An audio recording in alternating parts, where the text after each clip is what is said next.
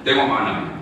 Dan sesungguhnya walaqad khalaqnal insana wa na'lamu ma tuwaswisu bihi nafsuhu.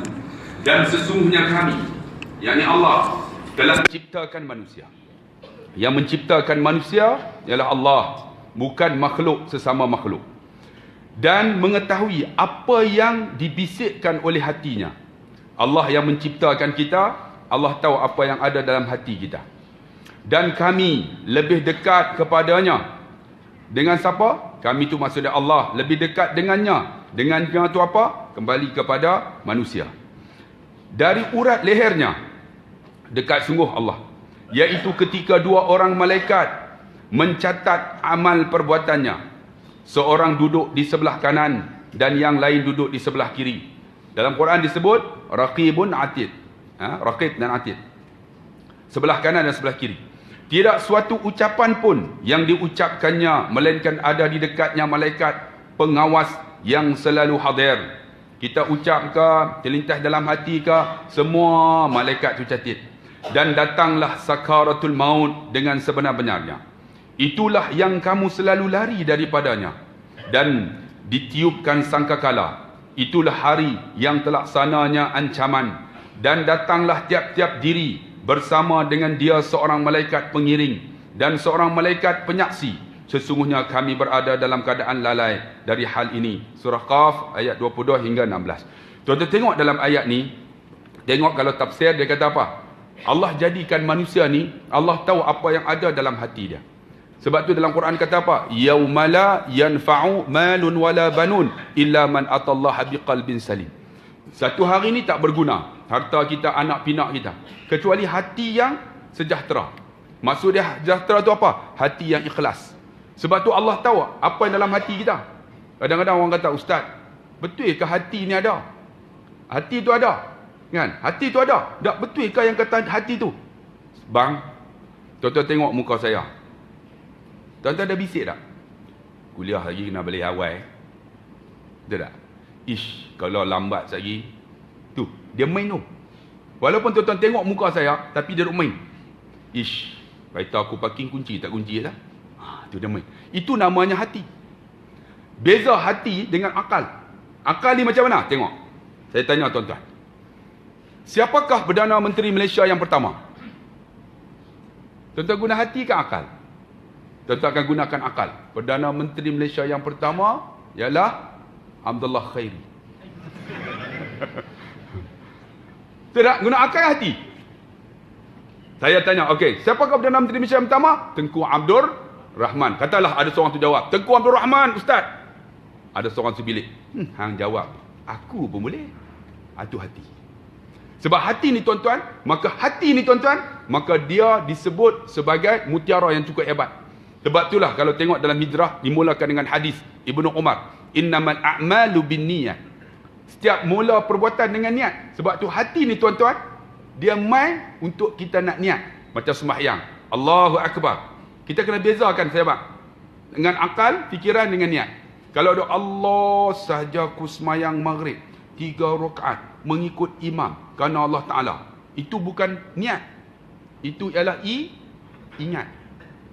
Nak beza. Kalau ada Allah, itu bukan niat, itu ingat. Kita duk fikir, saja aku sembahyang maghrib 3 rakaat mengikut imam kerana Allah Ta'ala, itu ingat, itu otak. Hati ni benda terlintas. Mamai tu sembahyang maghrib ni, Allahu Akbar, dia. Sebab tu kita kena beza tuan-tuan. Sebab tu dalam ibadat ni pertama, niat kena betul. Sahabat tuan-tuan. Dan yang kedua, perbuatan juga kena betul. Niat betul, cara kena betul. Saja aku nak sembahyang maghrib. Maghrib 3 rakaat, tiba-tiba kita buat sampai 8 rakaat. Cara tak betul. Kita nak pergi Mekah, niat betul dah nak pergi Mekah, tiba-tiba tawaf dekat Bukit Bendera. Tak boleh. Cara tak betul. Kita nak sedekah, betul dah sedekah, tapi duit tu duit curi. Cara tak betul. Kita nak korban, kita sembelih babi. Tak boleh. Tuan-tuan kena ingat ni, niat tu daripada hati. Sebab tu hati ni macam mana? Sebab tu dia kata hati yang bersih macam mana.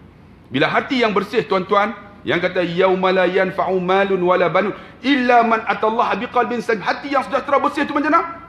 Hati yang tak ada sifat mazmumah, yang tu yang susah kita nak buang tu. Sifat mazmumah tu apa? Sifat rasa hebat, rasa akulah yang terbaik, tak ada orang lain dah, akulah, nak tu aku. Allah yang ni. Bila ada macam ni, maka dia kata apa? Ala bizikrillah tatma'innul qulub. Kita ingat Allah. Dia main, aku hebat. Hang hebat apa? Allah buat hang. Tu. Kita duduk sebelah ke? Tu. Allah, member ni, ui, busuknya. Ni hati duk main ni. Busuk. Semayang Tuhan terima tak terima tu. Ni hati. Kita ingat Allah. Oi, semayang terima tak terima tu bukan urusan hang. Ni Allah punya. Tidak main. Kita ingat tu yang kata ingat Allah tu. Kan, kita ada semayang. Allahu Akbar. Member sebelah. Tengok. Allah baju. Kan, haram setrika pun tak. Dia main. Baju aku beli mahal. Tu. Mana beli? Mahal tak mahal pun. Yang penting ikhlas. Kalau Tuhan terima dia, dia masuk juga. Hang belum tentu. Tu. Yang kata ingat Allah. Tu kita nak buang macam itulah. Sebab tu disebut ni, apa yang dibisik dalam hati pun Allah tahu. Seperti mana? Ni, dengan urat marah kita ni. Ni, punya dekatnya Allah dengan kita. Tapi banyak orang, dia tak rasa macam tu. Sebab tu nak buat macam ni macam mana? Kita kena ala bizikrillah tatma'innul qulub, ingat Allah. Kena ingatlah bila dia mai tu, ya Allah, dia lebih baik daripada aku, mungkin dia ahli syurga. Kan? Pernah kita kadang-kadang ni kan, bukan manusia sama ya, ustaz ke, kan, tak ustaz ke sama aja. Kadang-kadang kita tengok orang selekeh, kita anggap dia tu teruk pada kita. Saya teringat tuan-tuan, satu sejarah berlaku. Habis ceramah, ada seorang pakcik, dia duduk atas kursi. Kaki tak ada, pakai baju selekeh lah. Jadi biasalah, kita pun ambil duit tu kan, bagi kat dia. Pakcik tu tak mau ambil. Saya tak ambil ya pakcik, buat belanja apa? Tak mau. Tak payah. Saya tak pasal apa? Tak payah Ustaz, ambil belanja. Lepas tu saya keluar, saya tanya, pasal apa saya bagi duit kat pakcik tu, dia tak mau ambil. Lepas tu orang tu tanya, Ustaz tahu dia tu siapa? Tak tahu. Dia tu datuk. Dia tu jutawan, kena kencing manis. Kaki kena potong, pakai selekeh, bini baru mati. Ustaz nak bagi RM50 tu, tak mau lah. Tak main lah 50. Kalau 100, 12 juta, okey lah. Boleh simpan dalam bilik ya, tuan. Menunjukkan dia, nampak macam selekeh. Kita ni hati jahat ni. Nampak Allah selekehnya, bagi lah kan. Rupanya dia tu kaya. Ni hati ni jahat, tuan. Hati. Macam mana nak buat? Sebab tu, ala bizikrillah tatma'innul qulub, ingat Allah, ya Allah, mungkin dia lebih baik daripada aku, dia masuk syurga awal daripada aku. Ini kadang-kadang kita tengok Allah muka ni, muka buruknya. Bang, saya nak tanya, muka buruk tu dia buat ke? Kan? Ni muka dia tu teruk hidung, berlubang tu dia punya. Dia buat ke? Saya nak tanya, dia buat ke? Kalau dia buat, dia nak apa yang dia nak. Saya nak hidung saya mancung, saya nak buat. Bukan saya buat bang, ni Allah buat. Ni, semua ni Allah buat. Betul tak? Allah buat ni kepala kita. Aku nak kepala aku umur sampai mati tak botak. Umur 26 botak. Kita kata, dia botak. Ni hati jahat tuan. Bila hati jahat, ala bizikrillah tatma'innul qulub. Botak tak botak pun, mungkin botak dia masuk syurga. Aku tak botak tak masuk syurga. Bang. Sebab tu tuan-tuan, dia kata ni, macam mana kita nak buat macam ni? Demi Allah dia kata. Ni tentang lalai ni. Demi Allah, sesungguh kebanyakan manusia telah lalai dan mabuk. Mereka tidak siuman kecuali pada saat kematian. Kita ni mabuk sama, tak siuman pasal apa? Sebab kita rasa dunia tu milik kita, bang. Sebab tu kita kena ingat dah, dunia ni dia mazra'ah ya, tempat kita tanam untuk akhirat. Kan? Tengok Lim Gotong, kaya tuan-tuan. Billionaire, apa yang dia bawa? Dia duduk di atas, tu dia punya kubur dia di atas. Tapi apa dia tak bawa kekayaan dia? Kita jangan kata, tak, dunia saya tak mau. Bang, carilah dunia ni tuan-tuan, untuk akhirat. Sebab tu orang yang hebat, dia gunakan dunia ni untuk akhirat dia.